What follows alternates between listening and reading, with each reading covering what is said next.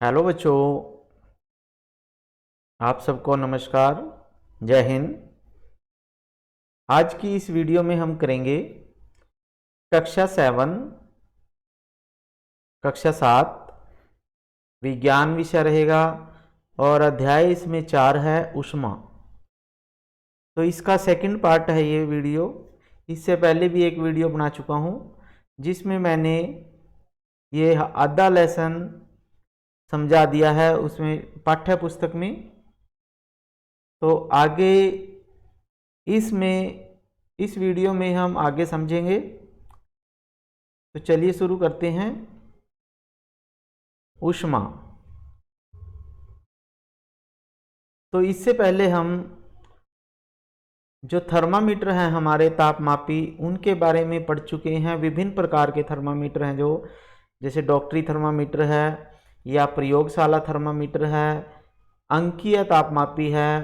तो इनके बारे में हम पढ़ चुके हैं। तो आगे हमारे पास है ऊष्मा का स्थानांतरण। ऊष्मा का स्थानांतरण का मतलब है कि ऊष्मा या गर्मी एक स्थान से दूसरे स्थान पर कैसे जाती है, तो उसे हम ऊष्मा का स्थानांतरण कहते हैं। तो इसके बारे में हम देखते हैं ऊष्मा का स्थानांतरण क्या होता है, कैसे होता है। इसमें है हमारे पास, जब हम कोई भी वस्तु गर्म करते हैं तो जैसे हम कोई बर्तन आग पे रखते हैं, जब बर्तन को ज्वाला पर रखते हैं और उसको हटा लेते हैं तो यह धीरे धीरे ठंडा होता है। यह ठंडा क्यों होता है? क्योंकि ऊष्मा जो है बर्तन से परिवेश की ओर स्थानांतरित हो जाती है। क्योंकि ऊष्मा जो होती है हमेशा गर्म वस्तु से ठंडी वस्तु की तरफ जाती है। तो इन दोनों स्थितियों में जो ऊष्मा है गर्म वस्तु से ठंडी वस्तु की ओर प्रवाहित होती है। वास्तव में ऊष्मा सदैव गर्म से ठंडी वस्तु की ओर प्रवाहित होती है। अगर आपसे पूछा जाए कि ऊष्मा किस दिशा में जाती है, तो गर्म वस्तु से ठंडी वस्तु की ओर जाती है। ठीक है। तो जब ऊष्मा गर्म वस्तु से ठंडी वस्तु की ओर जाती है तो वो ऊष्मा का स्थानांतरण होता है। तो ऊष्मा का स्थानांतरण हम एक क्रियाकलाप कर सकते हैं। ये क्रियाकलाप 4.6 है। जो इसमें हम क्या करेंगे, एक एल्युमिनियम की छड़ लेते हैं। ठीक है, एल्युमिनियम की ये छड़ ले ली हमने और दो ईंटों के बीच में इसको लगा दिया। और ये जो आप देख रहे हो, ये मोम के साथ हमने कीलें चिपका दी हैं। इसको के साथ मोम के साथ चिपकानी है और इस सिरे पे हमने मोमबत्ती जला के रख दी है। तो हम देखेंगे मोमबत्ती से ये सिरा गर्म होगा, तो ये गर्मी धीरे धीरे इस दिशा में जाएगी। तो जैसे जैसे गर्मी आगे बढ़ेगी तो ये कीलें नीचे गिरती जाएंगी। तो इससे सिद्ध होता है कि ऊष्मा जो है धातुओं में चलती है। ठीक है। तो किसी धातु की पट्टी में ऊष्मा का स्थानांतरण हम इस तरह से देख सकते हैं। तो इससे क्या सिद्ध होता है कि धातुओं में ऊष्मा का स्थानांतरण होता है। तो ऊष्मा का स्थानांतरण क्या होता है?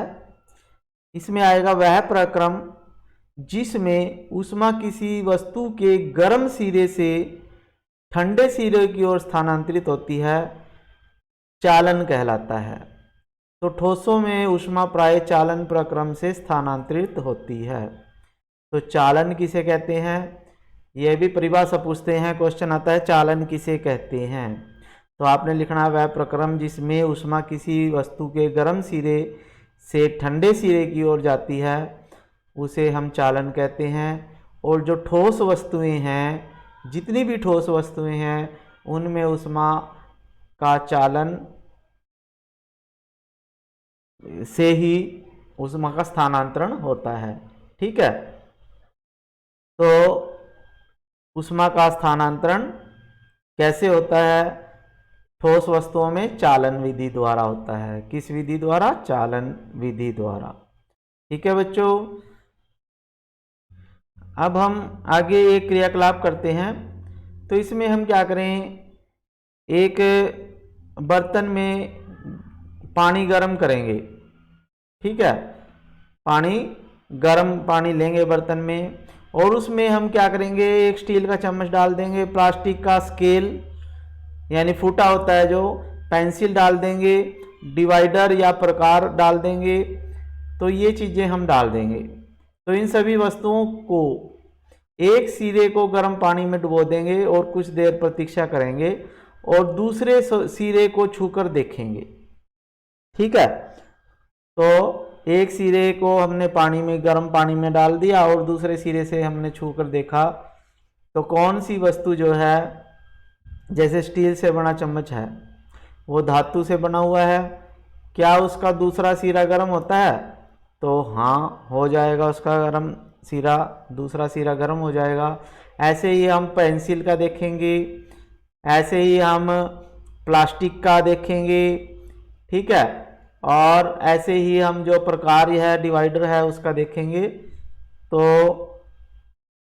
अब जिन पदार्थों में से ऊष्मा का चालन हो जाता है, जो पदार्थ अपने में से होकर ऊष्मा को आसानी से जाने देते हैं, उन्हें ऊष्मा का चालक कहते हैं।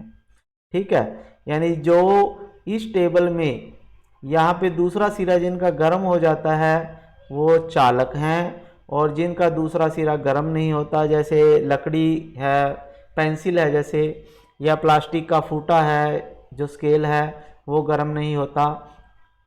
तो विद्युत के ऊष्मा के चालक क्या होंगे?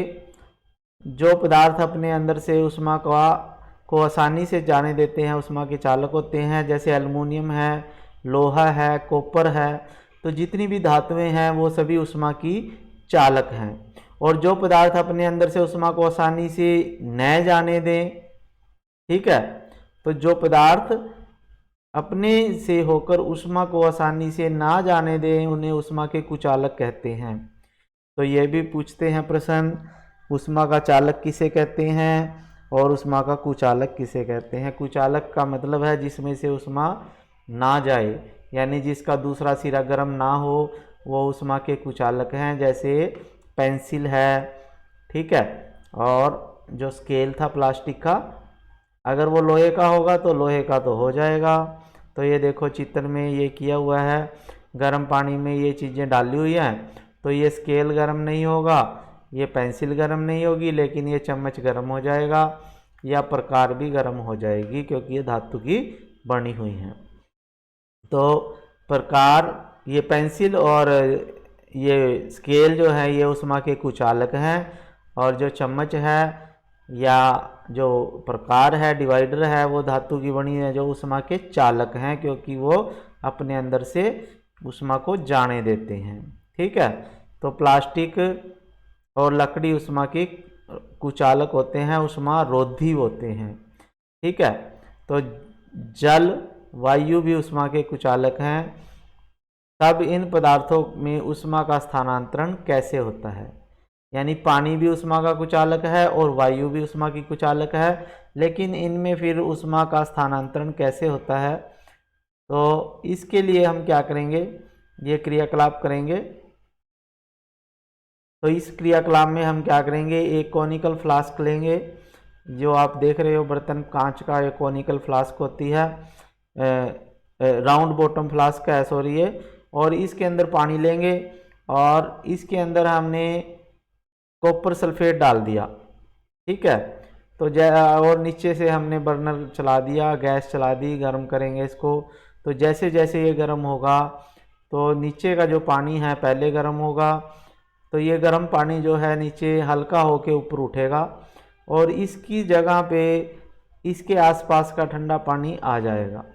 इसी तरह से ये प्रक्रम चलता रहेगा, यानी जो नीचे का गर्म पानी है वो ऊपर जाएगा और उसका स्थान ठंडा पानी लेगा। तो ये प्रक्रम तब तक चलता रहेगा जब तक ये पूरा पानी गर्म ना हो जाए। तो इस क्रिया को हम संवहन कहते हैं। क्या कहते हैं इसको? संवहन कहते हैं। ठीक है, तो यही है इसमें। तो ये आसपास इसको ये है जल जो है भी गर्म होकर ऊपर उठता जाता है, यानी जो पानी नीचे है वो गर्म होकर ऊपर उठेगा और उसके आसपास का पानी जल जो है उसके स्थान पर आ जाता है। और यह प्रक्रम तब तक चलता रहता है जब तक पूरा जल जो है गर्म ना हो जाए। तो ऊष्मा स्थानांतरण की इस विधि को संवहन विधि कहते हैं। ठीक है, तो संवहन विधि वो विधि है जिसके द्वारा जो द्रव हैं या पानी है वो गर्म होता है, उसे हम संवहन विधि कहते हैं। ठीक है बच्चों, तो अब वायु में ऊष्मा का स्थानांतरण कैसे होता है, तो धुआं किस दिशा में जाता है। तो जब ऊष्मा स्रोत के पास की वायु, यानी जहाँ भी आग लगी होती है उसके आसपास की जो वायु है गर्म होकर ऊपर उठती जाती है, इस प्रकार यह वायु भी गर्म हो जाती है। ठीक है, और यह प्रक्रिया चलती रहती है। तो वायु भी इस प्रकार से गर्म होती है, क्योंकि जो जहाँ पे आग लगी होती है तो उसके आसपास की वायु जो है गर्म होकर ऊपर चली जाती है और उसका स्थान लेने के लिए दूसरी वायु वहाँ पे आ जाती है और ये प्रक्रम चलता रहता है, जिससे पूरी वायु गर्म हो जाती है। तो अब आपके पास जैसे ये क्रियाकलाप है, इसमें मोमबत्ती है, मोमबत्ती के एक साइड में ये हाथ लगाया हुआ है और ऊपर हाथ लगाया हुआ है, तो कौन सा हाथ ज़्यादा गर्मी महसूस करेगा। तो आप देखोगे, अगर आप ये एक्सपेरिमेंट करके देखोगे घर पे, तो जो ऊपर वाला हाथ है वो अधिक गर्मी महसूस करता है, क्योंकि जो ज्वाला है ये मोमबत्ती की, इसके ऊपर की वायु जो है हल्की होके गर्म होके हल्की होके ऊपर उठती है। ठीक है, तो गर्म वायु ऊपर जाएगी तो ये हाथ से टकराएगी और हमारा हाथ जो है ज़्यादा गर्मी महसूस करेगा ऊपर वाला। और जो साइड की वायु है, साइड वाला हाथ है, वहाँ पे गर्म वायु नहीं जाएगी, इसलिए साइड वाले हाथ पे ज़्यादा गर्मी महसूस नहीं होगी। ठीक है, तो वायु में ऊष्मा का स्थानांतरण जो है संवहन द्वारा होता है। ठीक है, तो ये भी एक संवहन विधि है। संवहन विधि से ही गर्मी जो है, क्योंकि यहाँ आसपास की वायु गर्म होकर ऊपर चली जाती है और इसके आसपास जो दूसरी वायु ठंडी है इसका स्थान लेने के लिए इसके पास आ जाती है। ठीक है बच्चों, तो वायु में ऊष्मा का स्थानांतरण किस विधि से होता है, संवहन विधि से होता है। अब आगे है जैसे जो तटीय क्षेत्र होते हैं, तटीय क्षेत्र का मतलब जो धरती है जहाँ पे पानी कम है, समुद्र से दूर है जो, तो तटीय क्षेत्र में रहने वाले लोग एक मनोरंजक परिघटना का अनुभव करते हैं। दिन के समय जो स्थल है यानी धरती है, जल की अपेक्षा जल्दी गर्म हो जाती है। ठीक है, जब दिन में तटीय क्षेत्र हैं जो समुद्र के आसपास वाले हैं इलाके, तो उन्हें तटीय क्षेत्र कहेंगे। तो इसमें दिन के समय जब धूप निकलती है तो धरती जो है वो जल्दी गर्म हो जाती है और पानी जो है वो शीघ्रता से गर्म नहीं होता। ठीक है, तो स्थल गर्म होने की वजह से, धरती गर्म होने की वजह से उसके ऊपर की वायु जो है गर्म होकर ऊपर चली जाती है और उसका स्थान लेने के लिए समुद्र की ओर से ठंडी वायु स्थल की ओर बहती है। ठीक है, तो जब धरती के गर्म होके उसके ऊपर की गर्म वायु जो है ऊपर चली जाती है तो वहाँ पे खाली स्थान बन जाता है।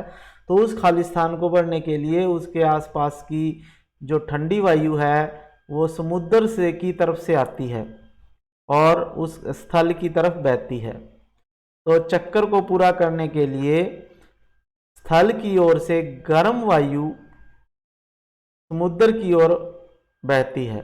ठीक है, तो जो धरती से के ऊपर गर्म वायु है वो ऊपर चली जाती है और ऊपर होने के बाद वो समुद्र की तरफ चली जाती है और समुद्र से ठंडी होके दोबारा फिर वो धरती की तरफ आ जाती है। तो अब समुद्र समीर किसे कहते हैं, तो ये आती है बात।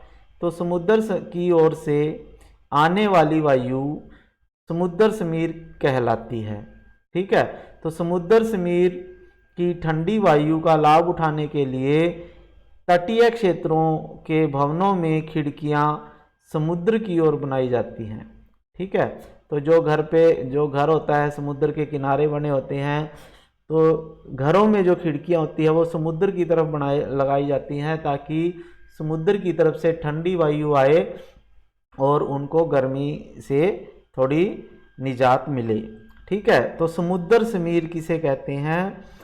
समुद्र की ओर से आने वाली वायु को समुद्र समीर कहते हैं और ये दिन में चलती है, क्योंकि दिन में धरती गर्म हो जाती है और समुद्र ठंडा होता है।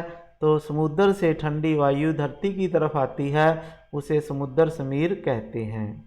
ठीक है बच्चों, फिर उसके बाद है आपके पास, अब रात्रि के समय उल्टा काम हो जाता है। ठीक है, रात्रि के समय क्या होता है?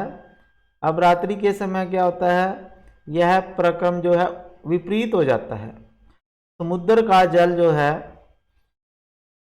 स्थल की अपेक्षा धीरे से ठंडा होता है, यानी रात को जब सूर्य चला जाता है तो धरती जल्दी ठंडी हो जाती है और समुद्र का पानी धीरे धीरे ठंडा होता है, इसलिए स्थल जो है ठंडा हो जाता है। अब स्थल से ठंडी वायु समुद्र की ओर बहती है, जिसे हम थल समीर कहते हैं। क्या कहते हैं? थल समीर। तो इस चित्र में भी आप देख सकते हो, ये समुद्र समीर है। ठीक है, समुद्र समीर में देखो, दिन के समय में जब सूरज निकल रहा है तो समुद्र की तरफ से ठंडी वायु, ठीक है, समुद्र की तरफ से ठंडी वायु धरती की तरफ आ रही है, इसे समुद्र समीर कहते हैं। और जब रात हो गई है, तारे निकल गए हैं, ठीक है, तो धरती जल्दी ठंडी हो जाती है, धरती से ठंडी वायु समुद्र की तरफ जाती है। ठीक है, इसे हम थल समीर कहते हैं। यानी थल समीर क्या होगी? जो थल से यानी धरती से समुद्र की ओर बहेगी उसे थल समीर कहेंगे, और जो दिन के समय समुद्र से धरती की ओर बहती है उसे हम समुद्र समीर कहते हैं। समुद्र समीर का मतलब समुद्री वायु, ठीक है, जो ठंडी होती है। तो इसमें आगे चित्र में भी दिखाया गया है, जो ठंडी वायु है रात के समय धरती की तरफ आती है और धरती की गर्म वायु जो है वो समुद्र की तरफ जाती है। तो इस तरह से एक चक्कर बन जाता है। और रात्रि के समय जब थल समीर चलती है तो क्या होता है, धरती से ठंडी वायु जो है समुद्र की तरफ जाती है और समुद्र की गर्म वायु ऊपर होके धरती की तरफ आके ठंडी हो जाती है। तो इस तरह से ये चक्कर चलता है रात के समय, थल समीर के समय। तो जो थल से समुद्र की ओर चलती है रात को, उसे हम थल समीर कहते हैं। ये रात के समय चलती है, तो ये आपने नोट कर लेना है। थल समीर क्या होती है?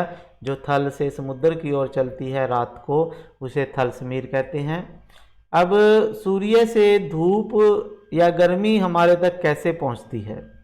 ठीक है, तो क्योंकि पृथ्वी तथा सूर्य के बीच अधिकांश स्थान में कोई माध्यम नहीं है, जैसे वायु भी नहीं है, अतः सूर्य से हम तक ऊष्मा एक अन्य प्रक्रम द्वारा आती है जिसे विकिरण कहते हैं।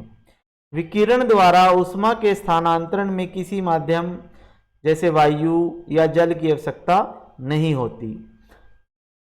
ठीक है, तो माध्यम विद्यमान हो या न हो, विकिरण द्वारा ऊष्मा का स्थानांतरण हो सकता है। जब हम किसी हीटर के समीप बैठते हैं तो इसी प्रक्रम द्वारा हमें उसकी गर्मी का एहसास होता है। ठीक है, तो विकिरण किसे कहते हैं? विकिरण ऊष्मा के स्थानांतरण की वो विधि है जिसमें किसी भी माध्यम की आवश्यकता ना हो। ठीक है, तो सूर्य से जो ऊष्मा है वो विकिरण के द्वारा आती है और विकिरण स्थानांतरण में किसी भी माध्यम की आवश्यकता नहीं होती, न ही उसमें वायु की आवश्यकता होती है और न ही जल की आवश्यकता होती है। ठीक है बच्चों, तो जैसे हम आग सेकते हैं, अंगीठी पे आग सेकते हैं या हीटर सेकते हैं सर्दियों में, तो विकिरण के द्वारा ही ऊष्मा का स्थानांतरण होता है। ठीक है बच्चों, तो उसके बाद है, अब आगे आता है कि सर्दियों में हमें और गर्मियों में हमें किस तरह के कपड़े पहनने चाहिए। सर्दियों और गर्मियों में हमें कैसे कपड़े पहनने चाहिए। अक्सर प्रश्न पूछा जाता है कि गर्मियों में हमें सूती कपड़े क्यों पहनने चाहिए। तो गर्मियों में हमें हल्के रंग के वस्त्र पहनने चाहिए और सर्दियों में हमें गहरे रंग के कपड़े पहनने चाहिए। तो इसका क्या कारण है, क्यों हमें गर्मियों में हल्के रंग के कपड़े पहनने चाहिए और सर्दियों में गहरे रंग के कपड़े पहनने चाहिए, इस बात को हम एक क्रियाकलाप के द्वारा समझते हैं। तो हम क्या करेंगे, दो बर्तन लेते हैं।